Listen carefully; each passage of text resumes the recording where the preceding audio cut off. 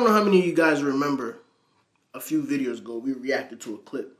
And in that clip, my response was, you might think that you're going through some shit, but it's somebody out here going through something that you couldn't imagine. Well, today we're going to meet such a person. This is Dwayne. Dwayne has been subscribed to my channel for about 2 years now. And you know, we've been talking on Instagram, and I've heard a bit what he's been going through. I asked him to do a video so I can share. I'm a bit late on the draw because a lot of things came up. But honestly, I feel as though everybody needs to hear this. Hey you guys, this is your boy Dwayne, aka Bonesy Boogie, and today I'm going to talk to you guys a little bit about my life and the things that I've been going through. I was born with sickle cell anemia, type SS, and pretty much what it is both your parents have to have something called the trait in order to have a sickle cell baby, pretty much hereditary. And it's a blood disorder that happens throughout your joints and it causes excruciating pain. Sorry, I wouldn't wish it on my worst enemy, like, at all. Having grown up with sickle cell anemia, I've spent a better part of, I want to say, 9 years of my life in the hospital. Even from birth, the person that I call... I'll be real with you, I only knew of one person with sickle cell. This is my wife's cousin. So my wife's cousin has been dealing with this all her life. I remember growing up and, you know, being around my wife because we've been knowing each other since high school. You know, we'd be talking and she'd be like, oh, my cousin just went to the hospital. Oh, my cousin just went to the hospital. Random occurrences, we'd be talking and she'll get a call. Hey, you know, your cousin is in the hospital. Just, you know, pray for her. I don't know what happens when they go in the hospital. I'm hoping that, you know, Dwayne gonna shed some light. But I do know that it's one of those times where everybody in the family is worried. I could feel the tension because deep down in people's mind, they don't know if she's gonna come back out. Now I feel as though everybody has gotten used to it. You know, she's been dealing with this for about 40 years now. So she'll go in, spend a week, 2 weeks, come back out, and life goes on like nothing happened. I call mom is really my aunt. My biological mother didn't do what she was supposed to, you know, get my shots and things like that. And then that's what, you know, activated my sickle cell anemia. And then that put me in the hospital. And unfortunately, my brother's in the system as well. During that time, my oldest brother, he's exactly 8 years older than me. He was able to call the person that I call mom, which is our aunt, that, you know, about everything that happened, that, you know, they took us, I got sick really badly, I'm in the hospital and things like that. So with me having sickle cell anemia and spending a better part of 9 years in the hospital, I developed a number of, I guess you could say, like, I developed high blood pressure in the 7th grade, I developed enlarged heart. I developed thyroid issues, just a lot. I developed not only like avascular necrosis, I developed that in my right hip and both my shoulders, and I also had a hip replacement and a gallbladder was also taken out when I was younger, like around 10.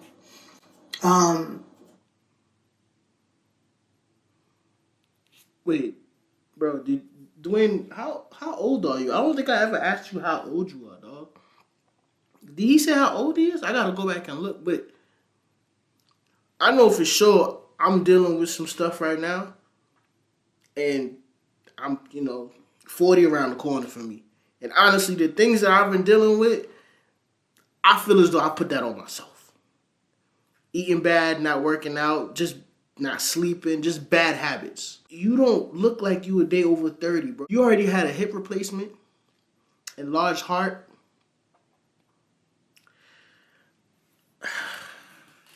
Damn.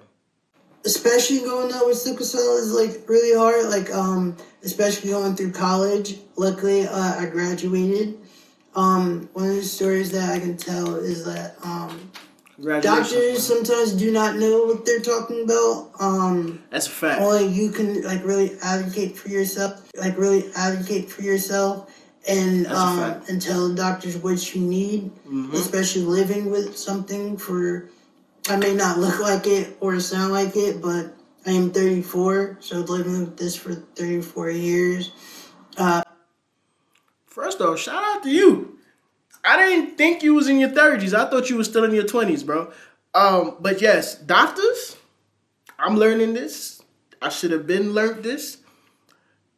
Not all doctors are for you. Some of them might let their pride get in the way, even though they don't know what the fuck they talking about. Some of them gonna misdiagnose you and send you down another path opposite of the path that you should be going to find out what's wrong with you and how they could help you and how they could better assist you and all that. And some might just ignore you. Being real, some might just, it's nothing. You're not at that age yet. Advocate for yourself.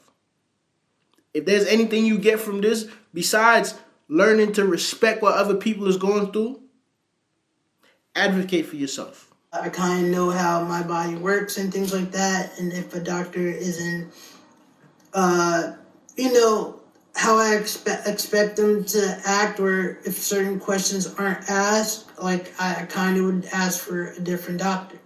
For example, when I graduated, I was moving out of the dorms, and pretty much I was moving all my stuff. I had a car at the time.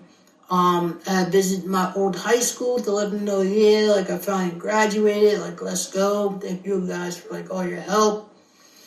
And from there, I wasn't feeling well. So I had stopped by a hospital. It was close by where I was at the time where I lived.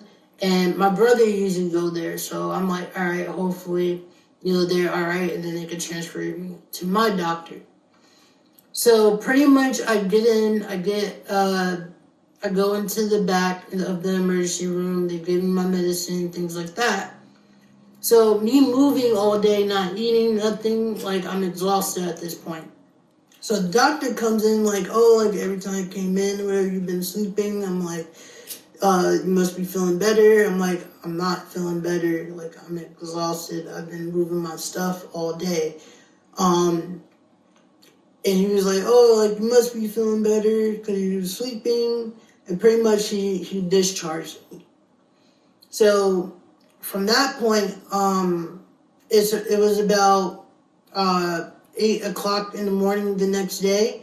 So I went home, and not even 5 minutes from he discharged me, because my home where I lived at was literally 2 minutes away from there. So not even 5 minutes after that, I started, my chest started hurting, really bad. So then my mom had took me to the hospital that I usually go to.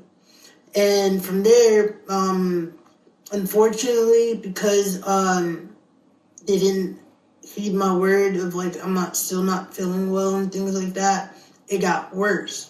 So pretty much I went to my hospital. They gave me everything that I usually need, but I had developed, I had to pretty much go to the ICU. I had developed, I couldn't, I had developed lung problems, couldn't breathe, pain everywhere. So they had to home, and not even 5 minutes from you. Bro, I've been going to the emergency room on and off since 2014. I've been dealing with somewhat the same issues, chest pains, headaches, lower abdominal pain. But usually it's the chest pains and headaches that I used to go for mostly. Recently, I've been telling y'all I've developed different symptoms now, newer symptoms, my skin sensitivity. At one point, my lymph nodes were swollen. I took some blood tests. They feel as though I have something that's autoimmune. They just can't pinpoint what it is. Well, my last emergency room visit, I went to Northside Hospital. I'm not going to lie to you. Throughout all the hospitals I've been going through, that's probably the worst experience I've had. Ever. I'm gonna be honest. Ever. Some of the staff was dismissive. You know what I'm saying? It wasn't a friendly atmosphere. I mean, the hospital is not a welcoming atmosphere. Don't nobody want to sit in the hospital. But at the same time, bro, like, I feel as though as the staff, you should kind of understand, like, oh, somebody in this motherfucker probably gonna die.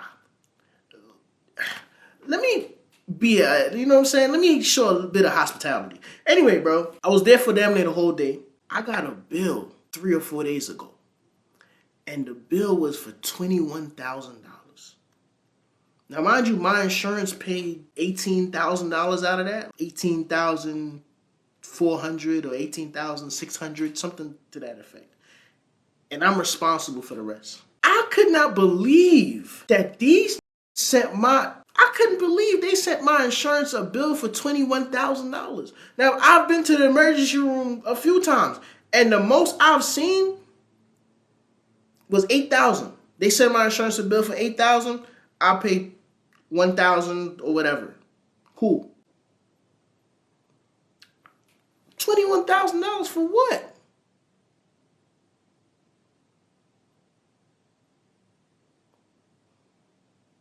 They didn't give me no medicine. I think they took an x-ray, but that's it.